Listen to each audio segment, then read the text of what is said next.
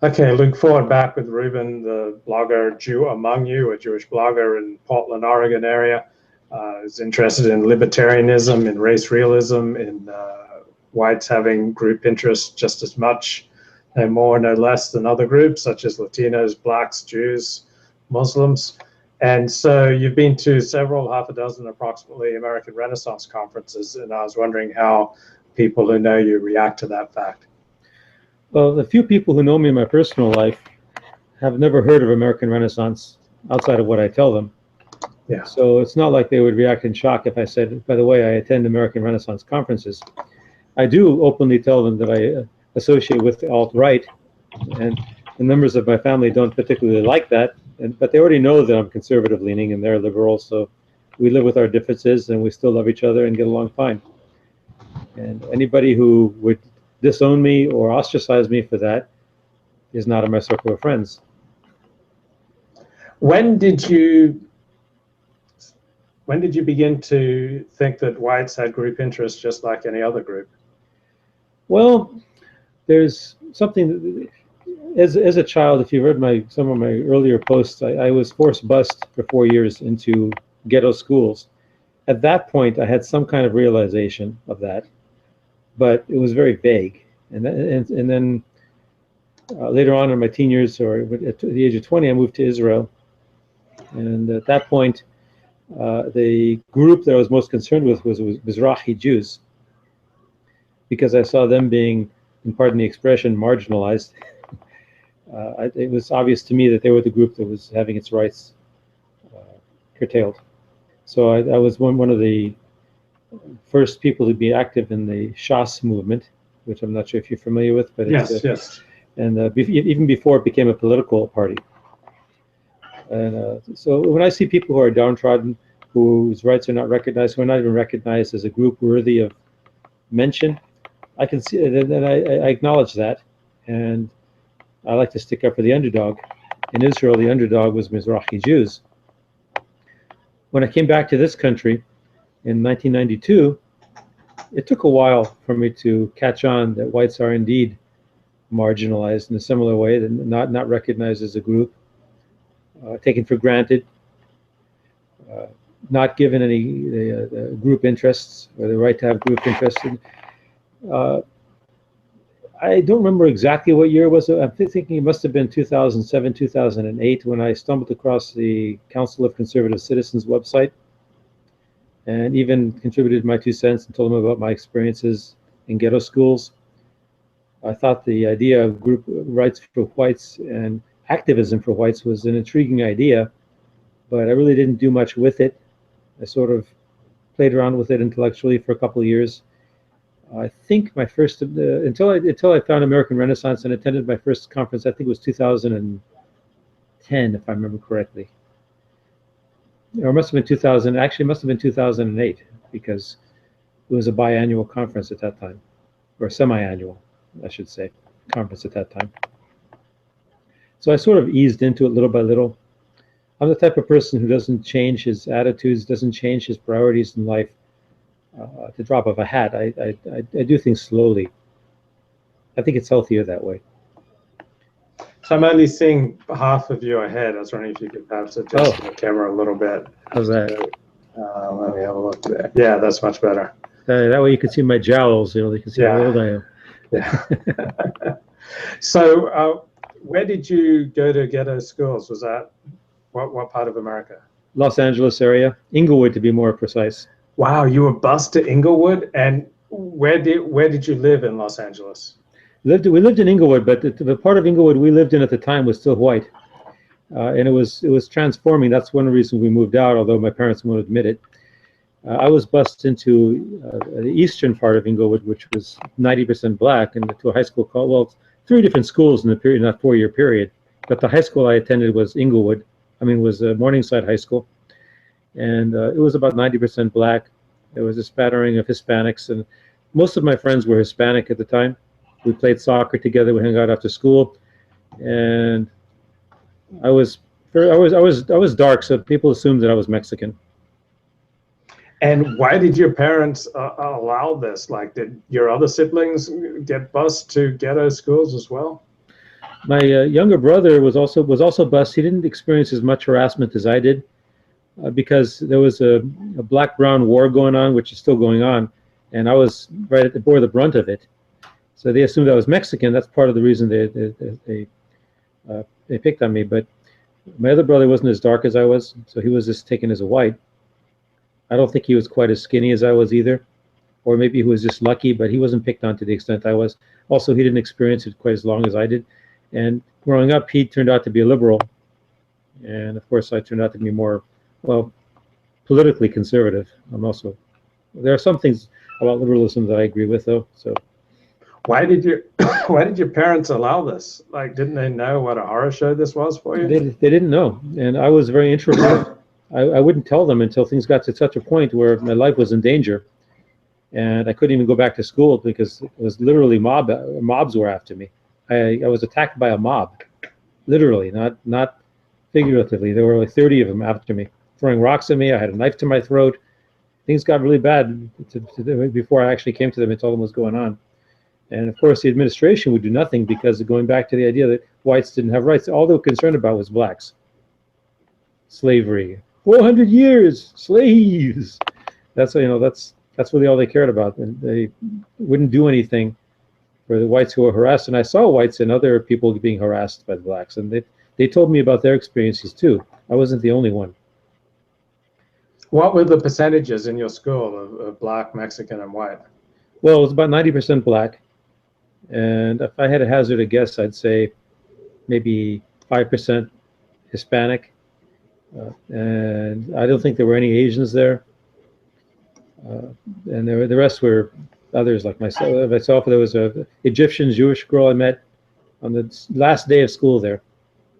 And she told me that things were not any easier for the girls than for the boys, that she also suffered harassment by the black girls. Actually, I was attacked once by black girls there too. They wanted my winter coat. Came up to me in the schoolyard and said, "It's a nice coat you got there." And they cornered me and started to tear at it. They didn't get the coat, but I think they tore it a little bit. So, now you are a little bit dark-skinned. So are you Mizrahi?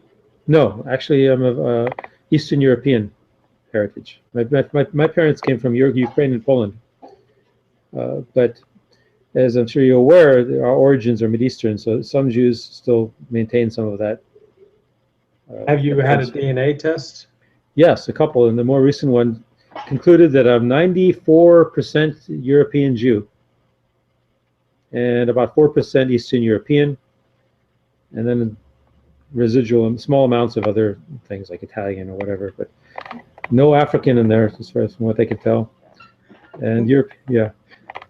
Now, given your readings in IQ, you realize now that the average Mizrahi Jewish IQ is around 92, and so that on its own, and the average Sephardi IQ is around 97.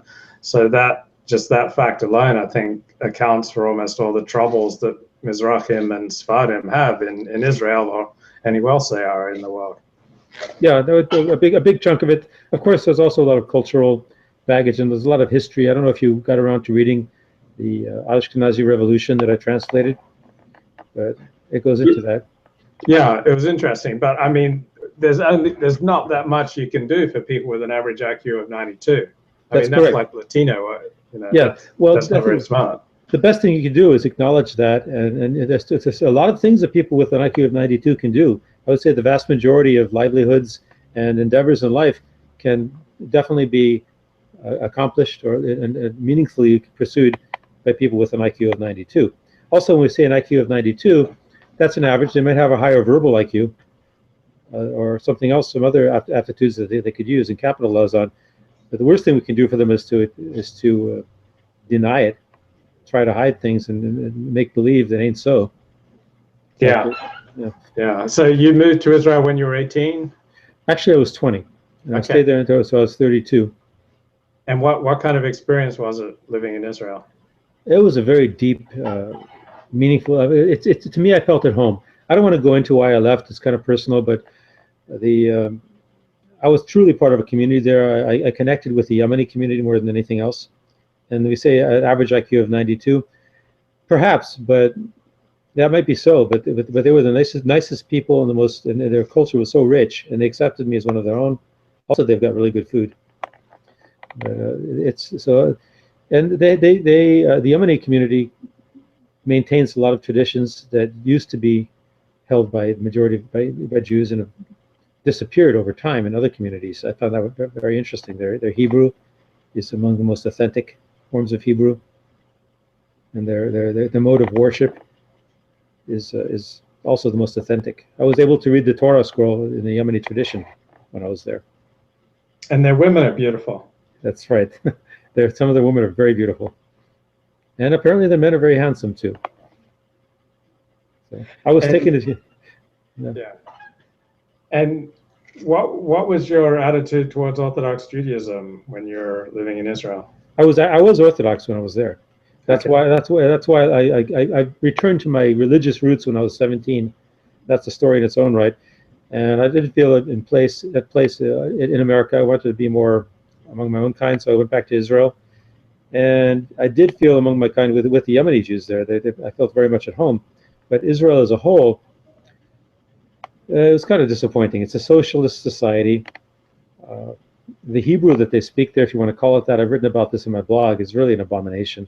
It really bothered me. And it still bothers me when I hear it. So I really wasn't I really wasn't at home there either. So there really is no place for me in the world where I feel 100% at home. And that's okay, because it's normal to be your own person. Yeah. So I noticed in the background you have your Yerushalayim poster. Did you get that in Jerusalem? No, I think I got it at a Jewish store in Los Angeles. But been to Israel twice in 1970 when I was 4 years old, and in 2000 I was there for 2.5 weeks. Nice. So it was a very powerful experience. Israel is a low trust society. For instance, one of the key parts of its culture is don't be a friar, don't be a sucker. Mm-hmm. And it's a real contrast to high trust Anglo societies like the United States, like Oregon, like England before it became multicultural, like Australia. Why do you think Israel is such a low trust society? Well, I think you know the answer to that question. It's probably a rhetorical question. It's because of diversity. Even though they're all mostly Jews, and that goes a long way. The Jews do, at least in the religious community or in the Mizrahi community, where even though they might not be religious, they still have a respect for religion and their roots. Being Jewish goes a long way, but only so far. And in the final analysis, there are various communities in Israel, and they're not all the same. The Yemeni community is one, and these communities, a lot of them are disappearing. They're intermarrying with each other, but there still is not a sense of total cohesion. It's still not one heritage that they all share. And the Ashkenazi Revolution makes a big point of this, that there's no single one Jewish people. He claims that there are several Jewish people, and I think there's some truth to that. They don't speak the same language historically. Their religious traditions are different. Obviously, those who came from Mideastern countries, Arabic countries, they carry a lot of that Arab mentality with them, for better or for worse. And of course, the Jews from Europe carry a lot of that with them. Also, they have a socialist. The non-Jewish ones are very socialist and elitist too. But none of those communities really produce high trust communities inside themselves. Like, Jews have no illusions that a fellow Jew, let's just say he, davens 3 times a day, keeps strict kosher, but there's no illusion that he's, any more likely to be honest in business than, anyone else. There's almost no connection between religious observance and honesty in business. I saw that. What do you think that is? I saw that, and I think a lot of it depends on what kind of religious a person is. You probably would appreciate this as a convert. There are a lot of religious Jews who are only religious, and they won't admit this, but they're only religious because that's what they know. That's their community. It's their spouse, their kids, and to denounce or to leave their religion would be to leave their community, and they would be lost. So that they're intertwined with the community. and they don't really necessarily believe in religion. A lot of them probably don't believe in God, but they just do it out of habit because it's convenient and that's what they know. There was once an incident. I was at Shul, that's a synagogue in Jerusalem, and there was an individual there I didn't particularly admire. He was a money changer. He had a black market thing going on. He would buy and sell dollars, and that's fine. I didn't see a problem with doing that, even though he did it at Shul. You know, I know what you're thinking, but it wasn't the sanctity of the Shul that bothered me. It's the fact that the way he prayed was so fast, and I said, look at this guy. Look how fast he's just praying to get it over with, and I don't see him counting money like that. And I came to him one day. I said, tell me something. When you count your money, do you count it as fast as you pray? Did he appreciate that? I don't think so, but I had to give him a piece of my mind. It didn't seem like a very sincere person, and you find that a lot of people are just there to make a buck or a shekel, as the case may be. On the other hand, there's another side to this. There are a lot of people in the religious community in Israel, whether among the Ashkenazi community or the Sephardic community, who are sincere, and they're very good people. And they know each other, and they do trust each other. So there is an element of trust there, although you just have to know where to find it. It's not. I'm sure you'd find the same thing maybe in the Bible Belt or in some Muslim countries. So there are people who just keep the religion. Maybe with Islam it's a little different because you can be devout and still murderous and everything else. I mean, it's just nothing like Anglo moral rectitude. I mean, I guess it's a quirk of evolution of evolving in the northern hemisphere where one's reputation was more important than kinship ties, and so Anglos have evolved to this idea that there's one morality for all of humanity, as opposed to Judaism, which is a dual morality system. Right. There's one morality for your in-group and another morality for out-groups, and almost all groups have that dual morality system except for Anglos. And that's why they create the best countries, such as the United States. Yeah, I might add. I might add that ancient Judaism it was a multi moral society. It wasn't just two groups, because originally there were tribes, and each tribe had loyalty only to itself. And then there was a lesser loyalty to other Jews of different tribes. And then even in later period in time, there was the Levites and the Kohanic caste. Yeah, they had their own group and their own expectations. And then there were other Jews. And then in Talmudic times, you can, if you studied Talmud, so I'm sure you're acutely aware of this. Yeah. There were the Chachamim and the Amei Haaretz. It was like two different peoples. The way they speak of Amei Haaretz is about as bad as they speak of Goyim, or worse. Yeah. So there are multiple levels here. It's not as simple as Jew and non-Jew in ancient times, anyway. Yeah. What's your theory on why do Anglos create the best countries? Why do Anglos create high trust societies? And perhaps what can we as Jews learn from them? Well, it's like you said, it's a matter of climate and evolution is part of it, but that applies to all of Northern Europe, although you don't see it quite as much maybe in Eastern Europe. But then there's also the Protestant work ethic that evolved over the last few centuries, and perhaps also a Germanic culture that is and Scandinavian culture, which valued that goes even predates the Protestant Revolution. It's probably, in fact, the Reformation and the Protestant culture of Northern Europe may actually be a resurgence of that original Germanic and Scandinavian value system. And I'm sure that's been talked about and written about a lot, but I think there's something to that. I mean, you live in Oregon, and I've just from my visits there, Oregon is just so nice. I mean, people are just so nice there. It's so, Hamish. It's just, people are polite. The streets are clean. I mean, I haven't been there for 10 years, but I mean, at least historically, Oregon has just been a really nice white topia. I mean, you must be impressed by most of the Goyim that you've encountered in Oregon. Yeah, there are a lot of nice people in Oregon, and I, of course, don't judge people by what background they come from. When I see them, I judge them like everybody else by how they dress, they walk, how they speak, and what they do, more than anything else. But Of course, race and language come into it a little bit, but that's not the determining factor in the final analysis. But yeah, there are a lot of nice people. A lot of these liberals who are out there rioting, not long ago after the election. If you meet them during the daytime, they come across as very nice and people. But I think there's a little Dr. Jekyll and Mr. Hyde, or Mr. Jekyll, Dr. Jekyll and Mr. Hyde in all of us. And the election brought out the worst in a lot of people. So there's a duality there. But yeah, Oregon's a nice place to live as long as you don't get into politics too much. Of course, I did some stunts because I like to rile people up sometimes. I flew the Confederate flag at PSU. That was yeah. Well, why did you do that, and what were the reactions?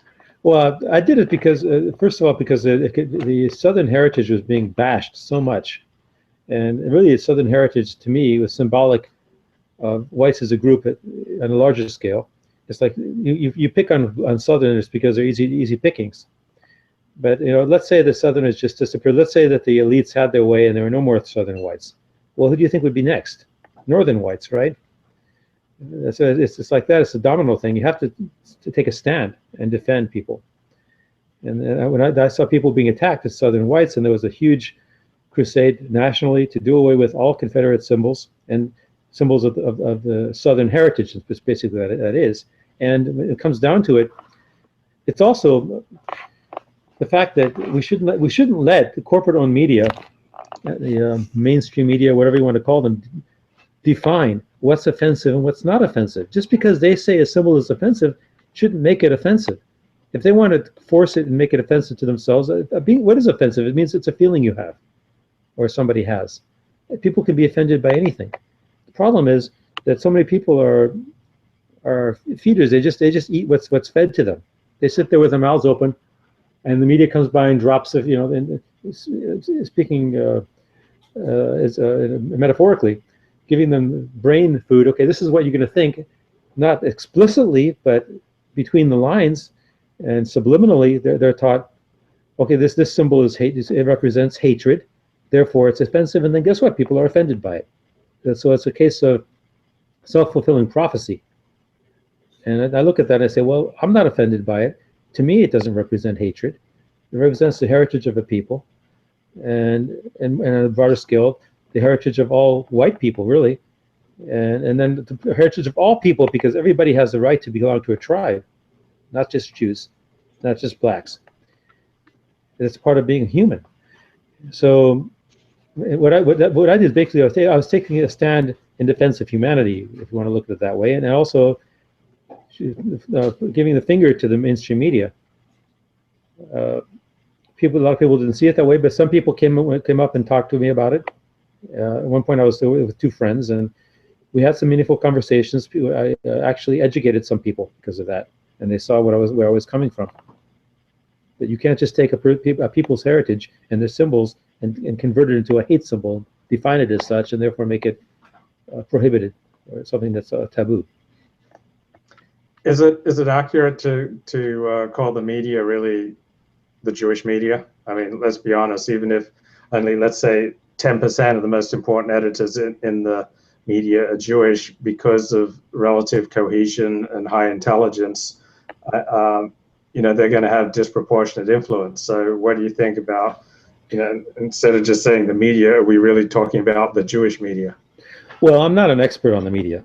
I don't watch TV, haven't watched it for years. I don't listen to the radio. If I read a newspaper, it's because I find one in a waiting room somewhere. Or I do read online, though. I do see what the online news sites. So that's something I read. So I can only state my own opinion from what I've seen. I think Jews spearheaded a lot of what we see today in the media. The anti-white bias and the extreme leftism we see was started by Jews, or at least heavily facilitated by Jews. I don't know. I wouldn't say the majority of the news people today are Jews, but to me, to call it a Jewish media is counterproductive. It's not a good way of saying it, even though it might have some historic truth to it. It's not going to bring people to our fold, I don't think. What they hear what people think when they hear that is, oh, this guy's an anti-Semite, he's a neo-Nazi, and that turns them off right away, even if there's some truth to it. A better way to say it would be maybe the leftist media, the anti-white media, something like that. But if you call it the Jewish media, I don't think you're going to make that much headway if you're trying to convince people. Are you familiar with the Weimar Republic? Yes, I'm not old enough to remember it personally, though. So yeah. Jews were instrumental in the advancement of communism there too. Right. Yeah. So, it's a shame that the Nazis weren't much nicer in dealing with the decadence and depravity and destructive contagion of the Weimar Republic. Why couldn't they just be nicer when they were, putting it down?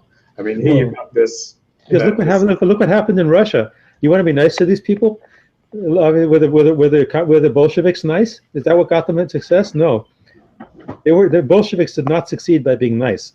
And those same people. I mean, there's a photo I saw recently. It's a very moving photo of a young communist. He's blonde, young, and he's dressed very flamboyantly.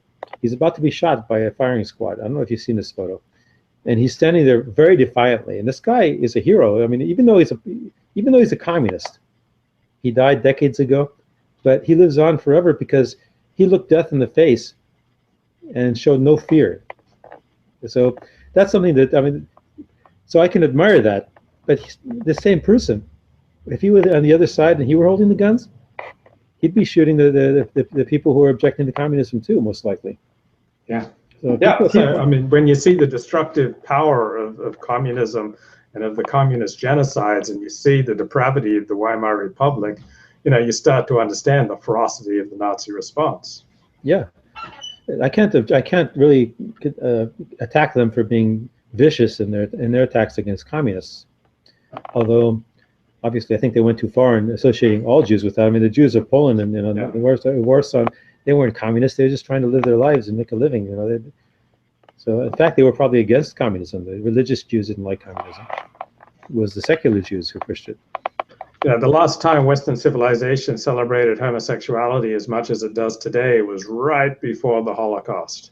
It was the Weimar Republic was, celebrating homosexuality, and the Nazis were a response to that decadence. So, who knows the response that we're breeding today? I doubt that it's going to be very nice or moderate. Yeah, that's a possibility.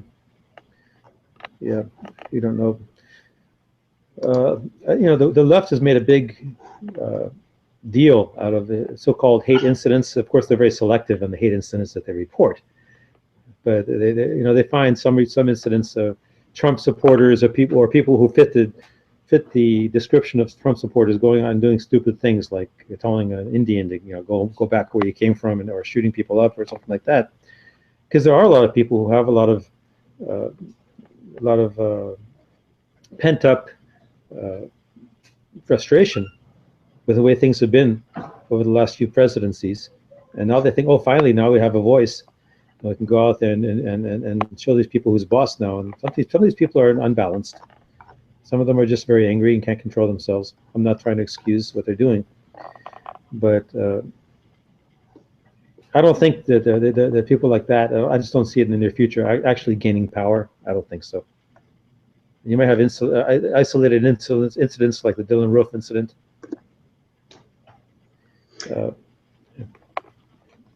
Yeah, like if America becomes a white country once again, maybe Dylan Roof will be regarded the same way as John Brown was for kicking off the Civil War. A very ugly deeds, but perhaps contributing to a complete change of mindset and to a violent revolutionary change. That might be what some of the media are afraid of, and that's why they don't report the news. I came up with a name for the process that they use. They ignore, obfuscate, and then what's the word for it? First, they ignore the news. They won't report news that doesn't fit their agenda, and if they do have to report it, they'll report it dishonestly, and then they'll shelve it as soon as they can. For example, the young man who with mental problems, who was abused, who was tortured in Chicago. Yeah, that was on the front page. That was on the front page for maybe a week, not even that, a couple of days. And then they found something else to focus on. You don't even see that and talked about anymore. So According to Joe Biden, the former vice president, that what affects the movements in America, he says, what affects our attitudes in America as much the culture and arts as anything else. Now, it wasn't with gay marriage, it wasn't anything we legislatively did. It was will and grace. It was the social media. That's what changed people's attitudes. And think behind all of that, I bet you 85% of those changes, whether it's in Hollywood or social media, are a consequence of Jewish leaders in the industry. The influence is immense, and it is all to the good. What do you think of Joe Biden's critique? All to the good? Well, let me put it this way. I don't think we should be going out there and persecuting gays. They can't help it. I really don't believe that somebody chooses to be gay. Are we talking about gay exceptions and that you're referring mostly to being open-minded? I'm referring to gay marriage. Like if Right. you can change morals so that gay marriage is now not just acceptable, but it is, almost, it's the moral thing to do. There's absolutely nothing that Jews can't change as far as, moral thinking in a society. Like Jews spearheaded the movement to create same-sex marriage and make it legislatively the law of the land. If you can upturn morality in such a dramatic fashion, there's nothing you can't do to change people's morals. Yeah, people are very pliable. Like I said, they're like they're feeders. They'll just sit there and the media will feed them tidbits of information, selective information, until they believe what the media wants them to believe. And yeah, the media was spearheaded by Jews, like you said. I don't know. It's not so simple. As far as the positive thing, I think we should definitely not be persecuting gays. As far as gay marriage, I think that really subverts and destroys the whole concept of what marriage is supposed to be anyway. Because once you get to that point, two men can get married, and who's to say they even have to be gay? I think I wrote about this on my blog a couple of times. Any two men can get together for convenience to reduce their insurance costs or whatever, and then there's no real bond. It's just a bond of as much trust as you'd give somebody for financial matters, basically. And then why stop at two people? It can be a group of people who are married. There was a gentleman, I think he was in Idaho, who was challenging the polygamy laws. He's an old school Mormon, and I haven't heard about how that's progressed recently, but I think he's got a point. If you're going to accept gay marriage, why not accept polygamy? The same rationale. It's consenting adults. And one of the heinous consequences of the gay explosion in acceptability is that the normal, friendship and love of culture, by men is now, regarded as gay. Like I have a friend who went to the desert this weekend to look at, the blooming flowers with another friend. Two guys, two heterosexual guys, they went to the desert to look at flowers, and they just have to make constant jokes about how gay this is. But it's really a perverse consequence of the explosion of gay propaganda in our society now, that the friendship and love of culture and love of beautiful things by men is now suddenly gay. It's like our values have been so unbelievably perverted. Yeah, that's true. Also, I agree with you on that one. Well, that's kind of a trend America's been going in. Almost anything you can do now. I mean, okay. How many phrases in American English can you respond to saying that's what she said? You think about that. Everything has to be sexualized now. Yeah, it's gotten to the point where it's ridiculous. You can't say anything without somebody turning around and misconstruing it or fitting it into a sexual context. But yeah, I want to go back to what you said about the Jews, the Jewish influence. And I think I wrote about this a long time ago.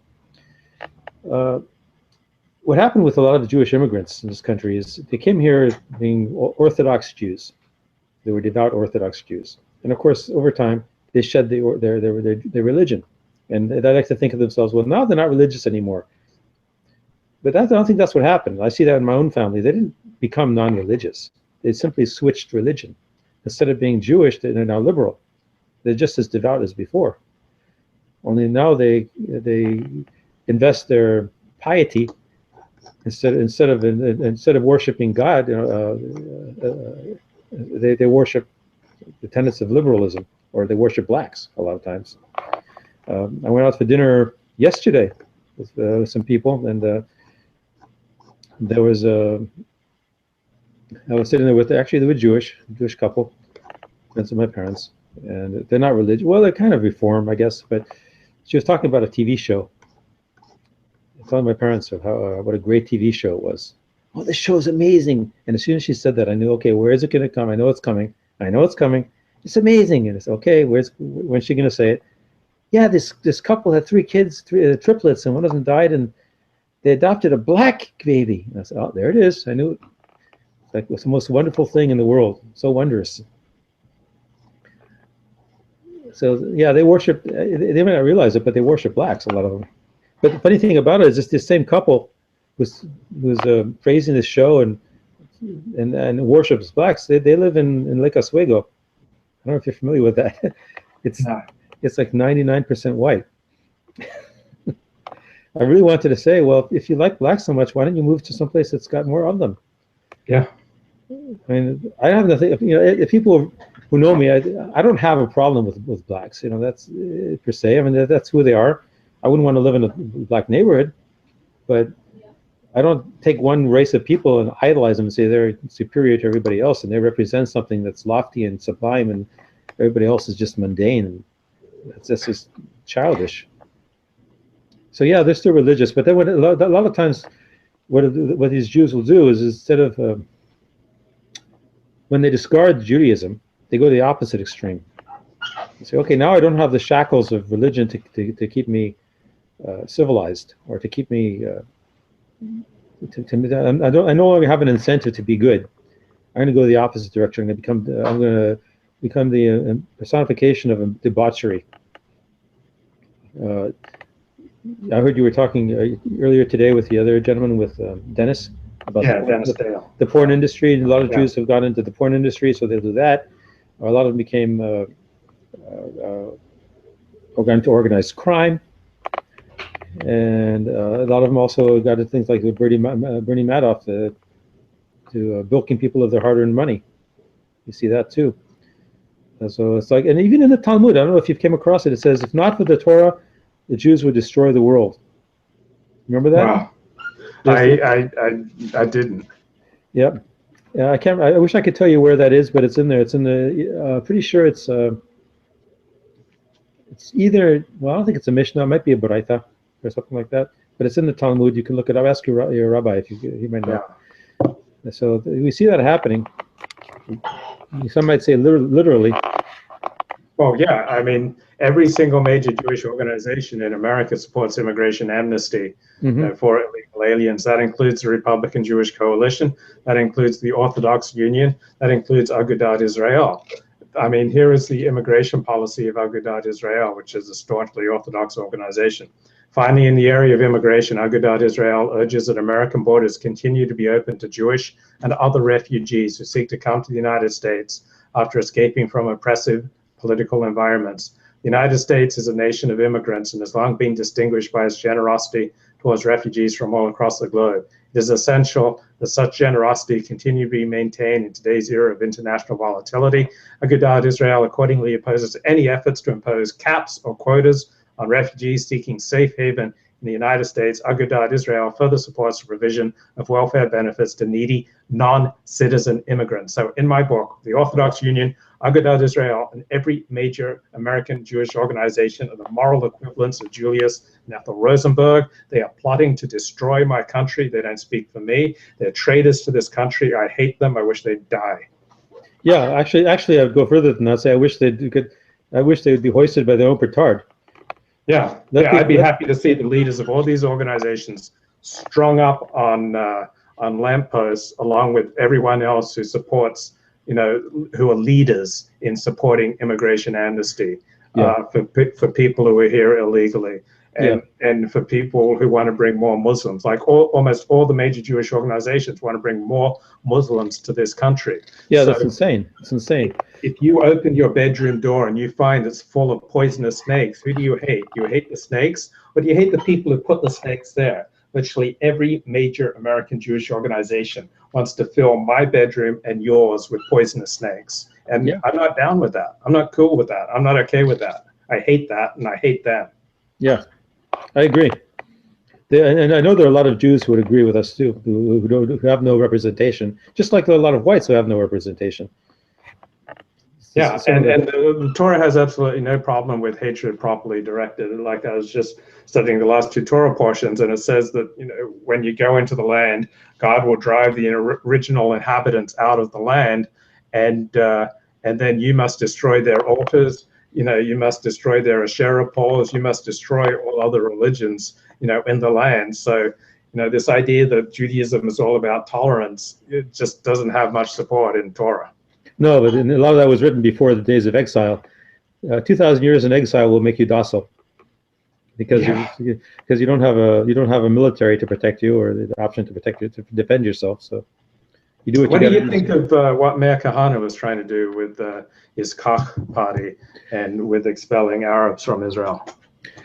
Well, he was right. Demographics is destiny, and you can't have a situation where there's one demographic, the Arabs, who are having a lot of kids, and another demographic, the Jews, not having enough kids. And also, it's a small country; you can only fit so many people there. One group or the other has to dominate. So, but by the same token, I think that you understand that a lot of these Arabs, they've been on the same land for centuries, and to just go in there and then kick them all out like that, that's not really. You have to find a way to do it that's humane.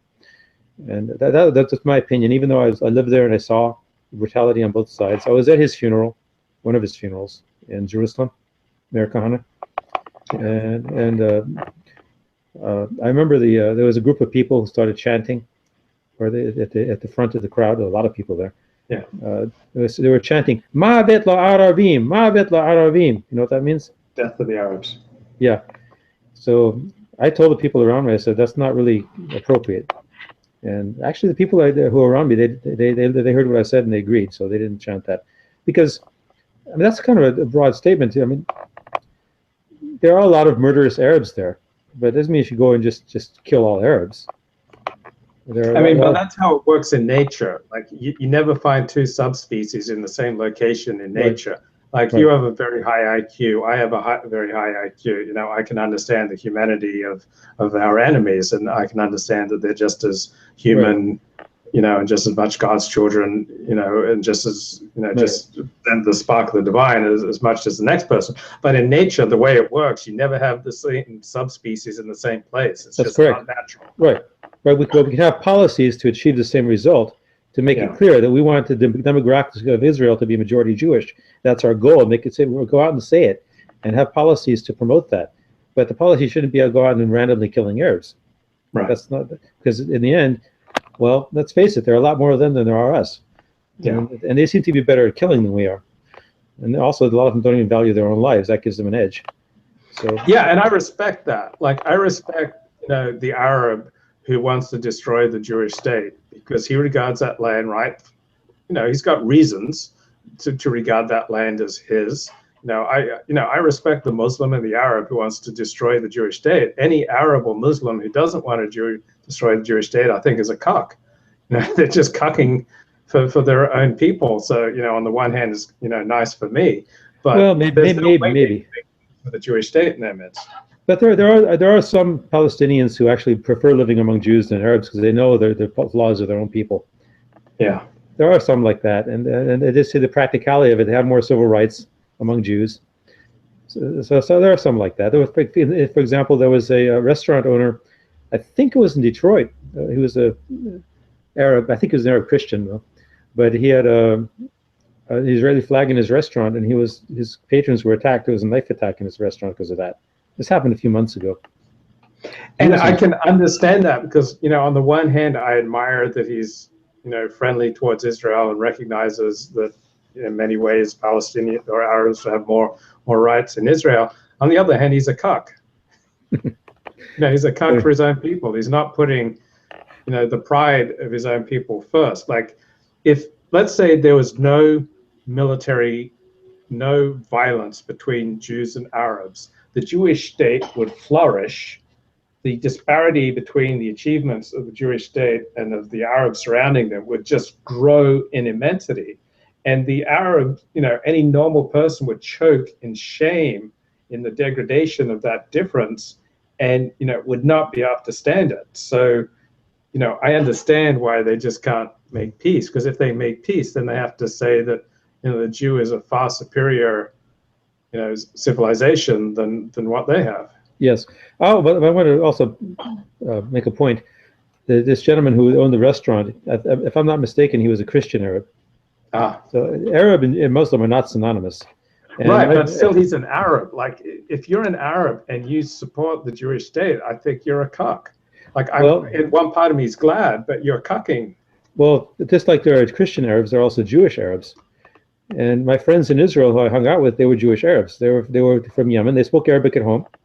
Arabic was their native language, and I've known Moroccan Jews too who consider themselves Arabs because Arabic is their native tongue, and they identify that way, and that's what they are. So Arabic is a language group, and not a religious group. So you can have Arabs of many different. I'm sure there are even Buddhist Arabs, and there are definitely atheist Arabs. So there are Jewish Arabs. So there's a lot of clarification that needs to be made. So Arab is not a nation. Palestinian might be, and even then there were Palestinian Jews. So it's not so clear cut. Do you think Jews have been more a blessing or a curse for the United States of America? Yeah, I was thinking about that last night as I was having dinner, and organized Jewry has definitely been more of a curse. No question about it. Like you pointed out earlier, that's hands down. It's been a curse. As far as individual Jews, we've had some of both, and I don't feel qualified to make a judgment one way or the other when it comes to individuals. Individual Jews have done some great things for our betterment, to make society, in medicine and science. Definitely helped the United States in developing nuclear weapons, for better or for worse. So then you have Jews who, like Emma Lazarus and all the liberal hordes of Jews like that. So I don't know. I don't think it's possible to say one way or the other with whether individual Jews have been better or worse. I think most individual Jews, like individuals of any other group, pretty much neutral. They just work and care for their families, and that's that. Most of them vote Democrat, and that's bad. Maybe that'll change over time. But when you introduce Jews into a society, you are dislocating things. You're introducing a nation within a nation, and it does tend to create a factionalized society. Let's just take Australia, because I'm from Australia. So aside from Jews, Australia is historically a 99% white nation, where all the white people could marry with each other, eat in each other's homes. And now you've got Jews who can't, if they keep kosher, can't eat in a non-Jew's home, can't marry non-Jew, and think of themselves as a separate nation that just so happens to be, residing in Australia. So that inherently does create tension. Mm-hmm. And dislocation. So I kind of, on the one hand, I'm a convert to Orthodox Judaism, and I want Jews to be able to live anywhere and to prosper. On the other hand, I have some empathy for the Goy who, has to deal with an increasingly tense situation with the people who won't marry with him, who won't eat with him, who won't drink with him. Yeah. And so I'm kind of impaled on the horns of a dilemma here. No, it's not really. It's not really. I hear what you're saying. I thought I have the same feelings myself, but I think it's a matter of scale.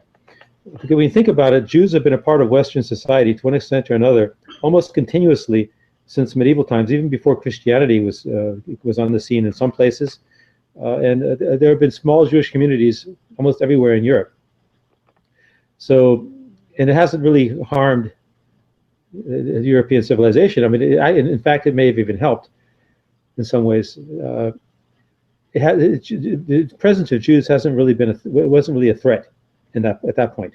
As long as Jews were religious and kept in their own shtetls and their own pale of settlement, it never really posed a terrible threat until the rise of communism to European civilization. But the Muslim influx and the Hispanic influx, just by sheer numbers, they are poised to destroy Western civilization. Jews in small numbers haven't done that, really, except for very, very recently. I think Is it is possible. anti-Semitism natural? Yeah, I think any kind of distrust or animosity toward the outsider is natural. But when you say anti-Semitism, that's such a loaded word. I mean, it can mean so many things. A lot of people would consider some of the things you just said anti-Semitic. And some of the things I said might be considered anti-Semitic. But to me, an anti-Semite is, when I say anti-Semite, I mean somebody who just hates all Jews just because they're Jewish. No ifs, ands, or buts. That's it. If you're Jewish, or if you're associated with Jews, or if you convert to Judaism, that's it. He hates you, wants you dead. Those are the anti-Semites. When I say neo-Nazi, that's what I'm referring to. People like that. They just obsess about Jews. David Duke might be, well, not quite there, but pretty close. Have you read his autobiography? No, I'm told I should. That's good reading. It's a really good book. Yeah. From what I've read the first 10 chapters, and I can only speak to those 10 chapters. It's very powerful. Yeah, I probably should put that on my reading list. I mean, it feels really weird. I feel really weird, praising that book. But I just have to admit, the first 10 chapters of David Duke's autobiography is compelling reading, and it's important reading. And he does a really good job of synthesizing, difficult issues in a very fair-minded way. Yeah. And he also mentions how he was brought up by a black woman. Yes. I think his mother was an alcoholic, so he was brought up by a black woman, and she would keep telling him, "You're going to be president of the United States one day." Well, I don't think there's anything wrong with praising the work or the words of a person who we may find otherwise despicable or whose actions are questionable. I mean, like I said before, and we all know, there's good and bad in everybody. And I even had a blog post about Adolf Hitler had some good traits too. And the people, I think it's childish to try to deny that and to say just because you don't like somebody, therefore everything about them is evil. So yeah, I might actually read it, and if I do, I'll make sure that you see me reading it in the library. Or not in the library, at an airport. You use the term despicable. What's the basis of morality? Like, it seems to me that unless you have a transcendent source for morality, which is then inherently based on faith, well, all morality is based on faith, which is inherently subjective. What do you think? Yeah, I think that there's an innate sense that most humans have as far as what's moral and what's not moral. It's not always there, but even with or without religion, I think that the average person, if he's raised in a loving home, if his parents raise him normally, will grow up to appreciate this is right and this is wrong. Just on the most basic level, you don't take what's not yours, don't hurt somebody unless you have to. That sort of thing, the most basic tenets of morality, I think, are inherent in most people. And you see that even with a group like the Muslims, for example, where their religion supersedes morality and replaces it with their own dogma, and that's true to some extent of all religions, but in Islam it's more pronounced, I think, and taken more seriously. Even then, most Muslims tend to be okay people. If you meet them, the ones I've seen, I don't see a problem with them as individuals. The problem is, as long as they consider themselves Muslims and draw their inspiration from that, at some point they or their kids or their grandkids are going to actually read what it says in the books, and that's when the problems start. But yeah. As a Jew, I feel contempt for the way whites in the Western world have just given up their sovereignty and they've given up their culture and civilization and allowed it to be increasingly diluted and at times overrun by non-whites. Like I just don't understand it. I just find it so despicable and cowardly, the way that they've built up these great nations over generations, and now since 1965 they've just given it all away, and it's mind-boggling. When I was younger, I don't know. When I was younger, I had this idea that being humble was a good trait, and I've always been a little bit of Asperger's, more so when I was younger than now. The negative parts of Asperger's were very pronounced to me when I was younger. And one of the things that I thought, oh, being humble is good. So I don't know how I got that idea. And I thought, oh, well, women will certainly appreciate a guy who's humble. And that's what I thought a lot of my life, when I was in my younger years. And then I finally realized, no, they don't. They don't appreciate that at all. in fact, they despise a man who's humble. Yeah. And now, later on in life, I look at whites doing what you're describing, and now all of a sudden it clicks, and I see what they're talking about. There's something disgusting and obscene about seeing a whole people, no less, just give up and hand over their heritage and their lands and their women and everything that they stand to be proud of, that their ancestors fought for, giving it up without even a fight. There's nothing attractive in that at all. And I see people do it like that, and I see these young people like from Scandinavia, and a woman I met at a hostel, I think it was in Florida, she said, oh, she's from Belgium or something. I said, well, you know, you're going to be a minority in your own country pretty soon. And she said, and that's wonderful. And I just felt like tearing her head off when I heard that, because no, that's not attractive at all for anybody. It's just, to me, it makes them despicable. That's despicable. Now, whenever two Jews get together, they love to talk about what it means to be Jewish. I mean, Jews love to talk about that. So what does being Jewish mean to you? Well, like so many other things we've touched on in this interview, it's more than one. There's Jewish in religion, like you, and there's Jewish in ethnicity, like me. So together we can be a complete Jew. If we had gay marriage among us. Just kidding. But to me, there is a racial aspect to me of being a Jew. I wouldn't go so far as to say Jews are a race, but there is definitely a racial aspect to that, because for me, in this lighting, it's hard to see, but I'm kind of swarthy. And when I was younger and in certain circumstances, I'm very dark. And my whole life, I haven't not been able to escape this. Not that I wanted to, but that's been the first thing people think of when they see me is, oh, this guy is an ethnic or of some kind. You know, I was at work not long ago. It was like last week, and some coworkers were talking about ethnicity. Oh, this person. Oh, you're a Mexican, or whatever. And then turned to me and says, "What are you?" And whenever I get that question, I have fun with it. I say, "Oh, I'm white." They say, "Oh, you mean like you're like Arab or something, or India?" Or something. I said, "No, I'm white." Oh, what do you mean? And they're confused. And when I was a kid, going to the ghetto schools I described earlier, they used to take inventory of the student body, ethnic inventory. They would go from one student to the other. Okay, black, black, black, black, black. When it's obvious, okay, black. And they got to me and said, "Well, what are you?" And I said, "Oh, just regular white." And they were confused. They really got them going. I said, "Well, what do you mean?" And one black kid asked me, he says, "Well, what are you?" And I said, "Well, just regular." I said, "White." And he said, "Well, why are you so dark?" I said, "I guess I'm tanned." He said, "Well, as long as you're not Jewish, I hate Jews." But to me, for me, in my life, the reality I know is being Jewish is a visible minority. People take me for various things. It's good because when I travel, I can go many parts of the world and not stand out. That's nice. I can be in the sun and my skin is sun friendly. I don't have to worry about burning so much. That's nice. So I'm blessed in that respect. And I wouldn't have it any other way. But people look at me and say, "Well, you're not just Caucasian." Well, yeah, I am, but I'm a dark-skinned white, just like you have light-skinned blacks, right? Yeah. But so for me, it was kind of forced upon me. There's this racial aspect of being Jewish. There is an aspect of that my Mid-Eastern heritage is still there for all to see. My dad looks more Mid-Eastern than I do, although he's not quite as dark. He's got the Jew fro thing going on with his hair. So why aren't you Orthodox? Well, I was when I was in Israel. When I left, I was married for a while, and I was still Orthodox when I was married. Then we got divorced. And I really don't want to go into that, but I found out that Judaism is very much a community, family-oriented religion. It's very difficult to keep it as an individual, as a single individual. There were some people I knew who did that when I was in my younger years. Single men who were part of the Jewish community. 9 times out of 10, they would be called a nebuch. Are you familiar with that term? Yeah, nebuch, a loser. Yeah.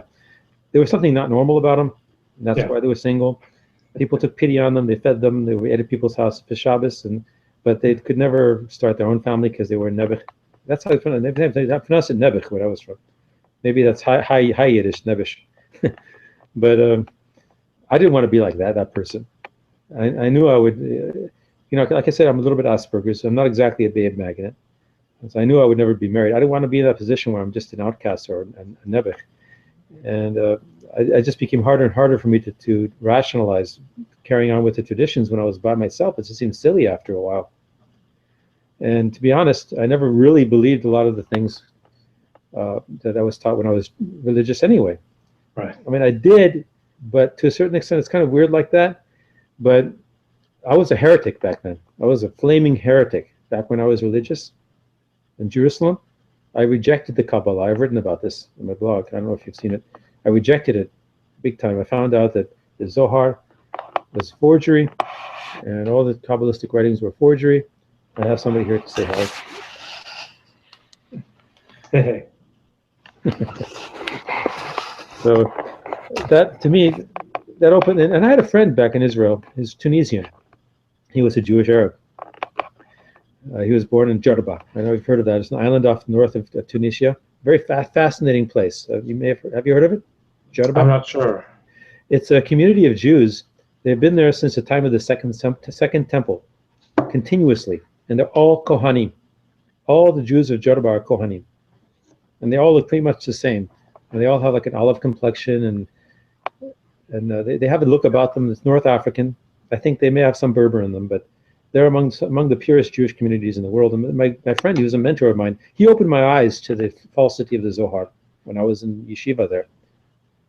He says, Reuben, you realize that the Zohar was not what they tell you. It was a big deal to say that back then.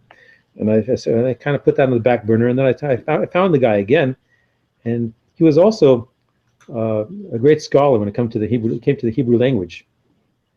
He taught me a lot of Hebrew grammar, and then he was also the Hazan. He was the one who read the Torah in his own synagogue, in a Tunisian synagogue in that area. It was a neighborhood called Musrara. It was as far east as you can get in the Jewish part of Jerusalem before you get to the walls of the gate of Jaffa, Shar Jaffa. Remember that?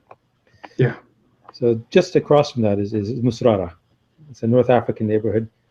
And anyway, the man was a precious human being, very, very intelligent. And he told me that he would not tell his co-religionists, Tunisians, about the falsity of the Kabbalah. He knew very well it was all fake. He wouldn't tell them that. And when he was dying, he died of cancer a few years ago, he said he wanted all of his writings about that subject to be destroyed, because he knew that the revelation that the Kabbalah is fake would be traumatic for his people. And in the end, that kind of like opened the door and said, well, the Zohar is fake, obviously so. I mean, you can't really deny it when you look into it. Yeah. And what else is out there that's that's not as old as they say it is and all that? But so it opens some questions. The fact that the 99.99% of Orthodox Jewry holds the Kabbalah in high esteem and won't even countenance any questions about it. Yeah. To me, also alienated me a lot, because you have to be able to ask questions. And if I had raised a question about the Zohar or the Kabbalah, I was shut down like immediately. And the Kabbalah has infiltrated Judaism. It's like a cancer. Kabbalah has done to Judaism what Jews have done to American culture. And incidentally, it's also very sexual. Yeah. It's it's a perverse way of looking at it. Everything is sexual. And God has a male and female part. It's really, really weird. One of the big lies about Judaism is that it's all about asking questions, and I quickly discovered that only about asking certain acceptable questions. You don't ask the questions that you're asking. You'll get shut down very quickly. I remember I was offered a free trip to an Asia Torah discovery seminar, but only on the condition that I asked no questions publicly, because they knew I was a troublemaker. And so I totally understand what you're saying. Also, I just wanted to add, almost every charismatic rabbi that I've gotten to know, who I've admired and wanted to follow, in the end I find out they're running some kind of scam.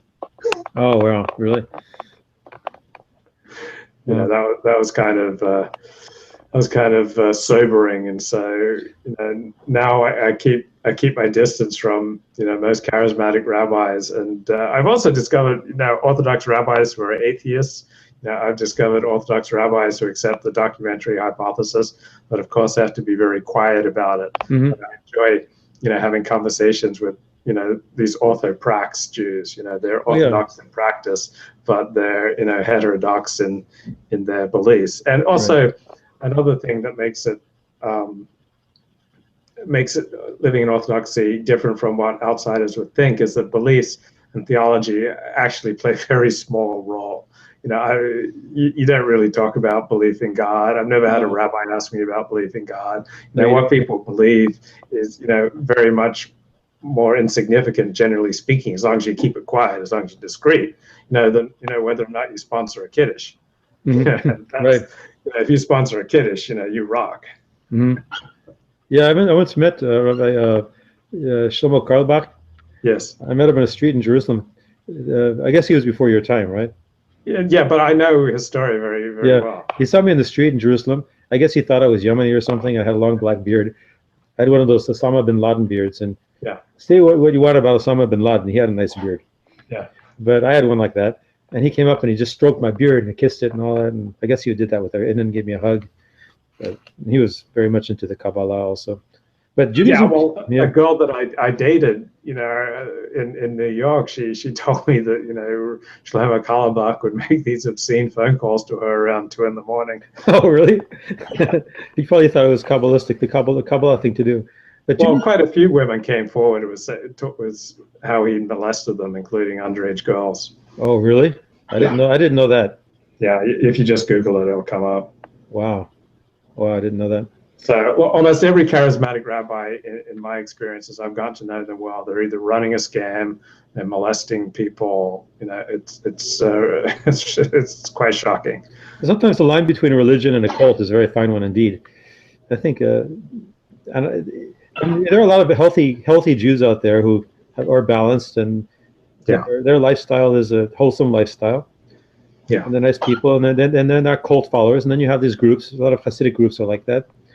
And the Kabbalah definitely lends itself to that because they even justified Shabbat Tzvi. Even after he converted to Islam, they still said, "Oh, you know, it's all in accordance with the Kabbalah."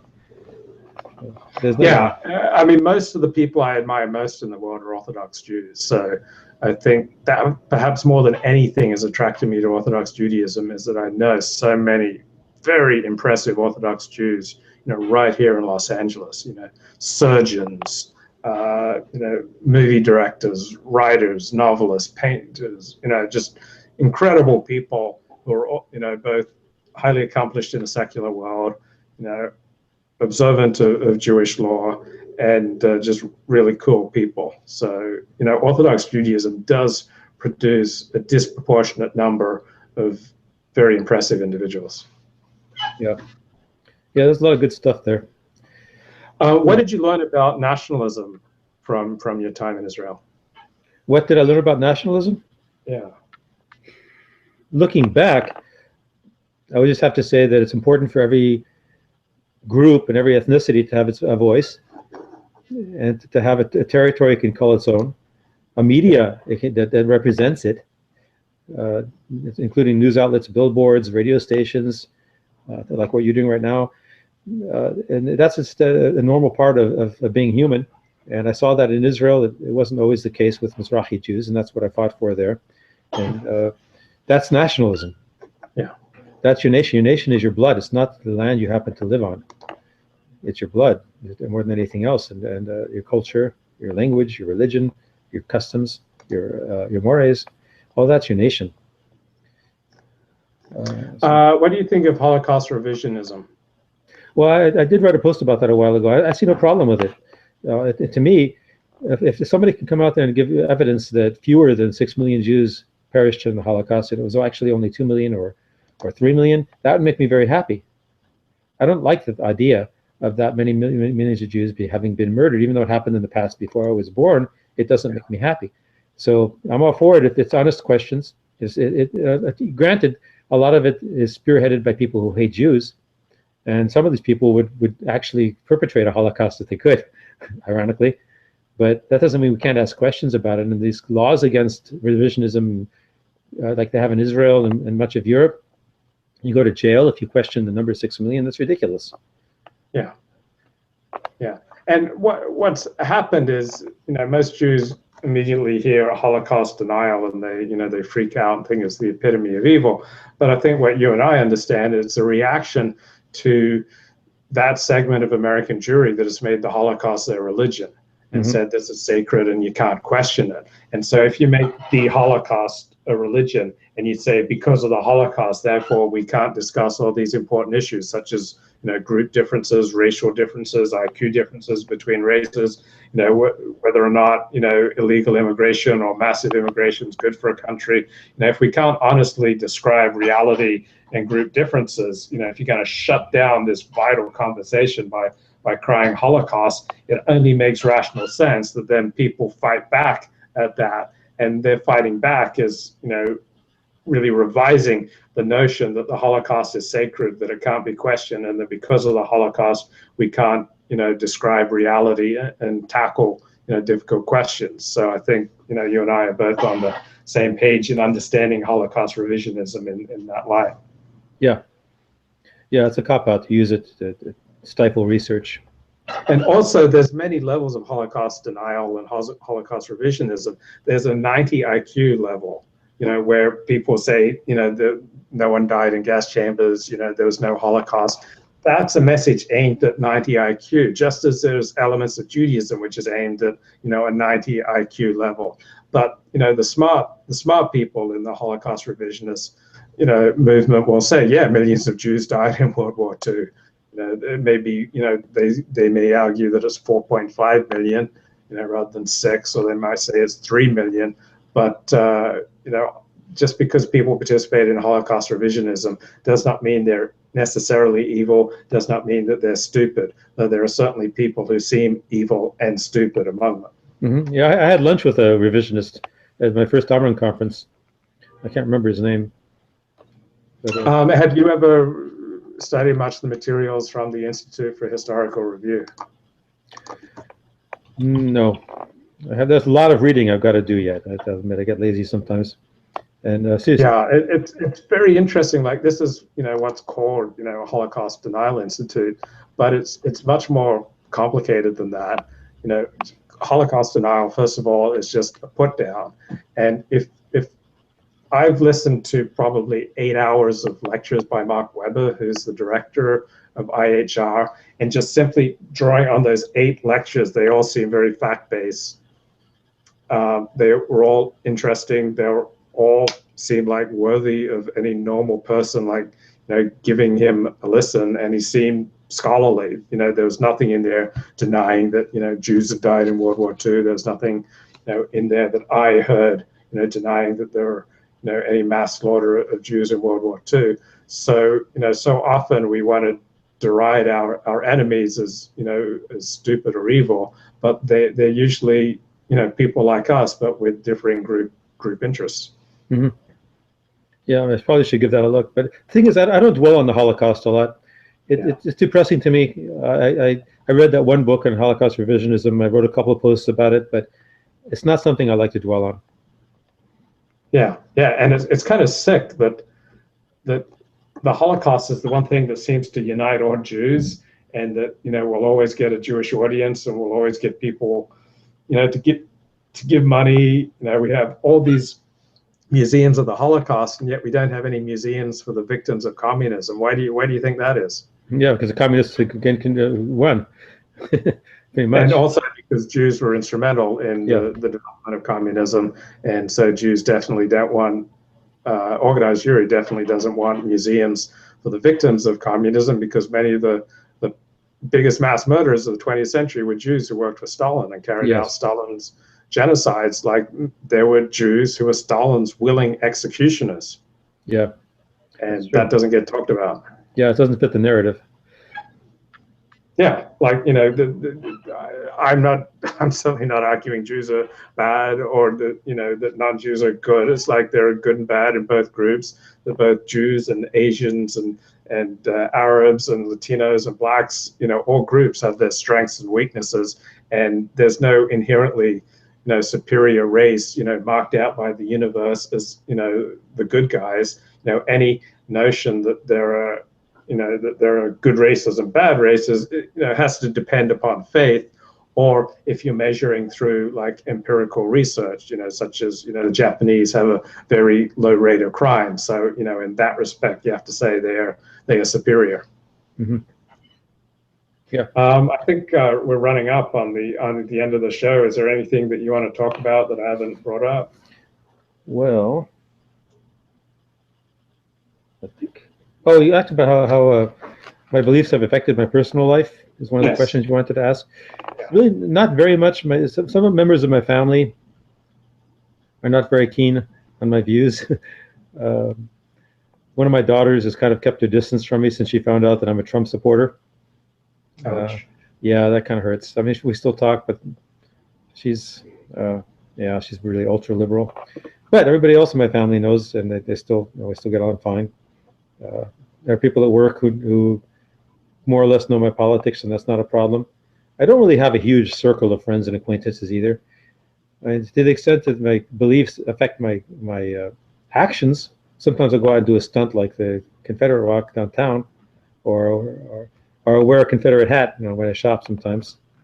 Or it's nice to wear it at the airport because you got security there anyway, and it's a great place to wear a Confederate hat. Just, I guess part of me just likes to upset people. But I'll admit it. I like to make waves sometimes. If I hear a random conversation, somebody says something about diversity or whites or something, I'll butt in and I'll say something. It's good to be white. White people are good. Something like that. But it's given a lot of meaning to my life. Going to the Amaran conferences or having talks with people like you, it means I'm part of something that's greater than myself. Yeah, and that's important. So it's been more of a positive thing than anything else. Yeah, and one great thing about traditional Jews is they almost all tend to be race realists. Yeah, they have very realistic, understandings of Gentiles, of Goyim, of Schwarzes, blacks, of Orientals, of Latinos, how to deal with these people as employees or, doing business with different groups. The different groups have strengths and weaknesses. And so, the wonderful thing about being part of a traditional Jewish community is that you can talk openly about these group differences. Mm-hmm. The problem is it's never backed up by science because the evolution part of it is missing. So there's a high rate of attrition among Orthodox Jews. A lot of kids leave and they don't keep that race realism with them because they don't have the science. Yeah. So there are a lot of race realists by default who don't have the background to understand that there's validity to those views and it's not just some gut feeling. Yeah. Are there any mitzvahs that you still keep? Is there anything that you do? Well, I like to give charity once in a while. Excellent. I try to be nice to people. I try to not do unto others what I would not have them do to me. Yeah. Does that ring a bell? Yeah. The laws of between man and man. Yeah. So that, and I would like to be more involved with some of the holidays and have a social group, but it's just so fake to me, especially the way it's done in America. I mean, what I was used to in Israel was among Yemeni Jews. It was so authentic and so deep and so meaningful for me. It was just, and I just love that so much, and you just can't have that here. I'm not saying that one set of traditions is more valid than the other. I'm not trying to demean the way Americans do it, but the Hebrew just sounds so bad. And a lot of these traditions are based on the Kabbalah, which I didn't, so I know their origins and I don't like it. So there's really, it would be nice if I found a group I felt comfortable. And I know it's all my own feelings. If I could get past that, there's probably a whole new circle of friends that I could equip myself with. Actually, I tried that once. I went to a Hanukkah party, and there's this one woman there who, I guess she found me attractive, but I didn't find her very attractive, and it's kind of awkward. Yeah. And Jewish life is challenging. It's not like, you go to church and they give you a hug and they welcome you and they say, come on in, we're glad to see you. You go to a synagogue, you sit down and someone will come up and say, hey, you're in my seat. Jewish life is challenging. It's very competitive. It tends to be very, tribal and traditional. And yeah, if you're not married, you're a freak. And I say that as someone who's a bachelor, who's never been married. And Oh, really? I definitely feel I'm very much on the margins because of that.